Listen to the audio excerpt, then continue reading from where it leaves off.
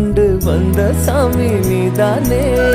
அக்குவான காட்டுக்குள்ள நாம் பாறாங்கல்ல கிடக்கையில கோபுரத்து உச்சியில என்னை ஏத்தன சாமி நீதானே கத்தாடையோ செந்தாடையா ஆனதென்ன உன்னால உல காத்தாடிதான் நெஞ்சுக்குள்ள சுத்துதடி தன்னால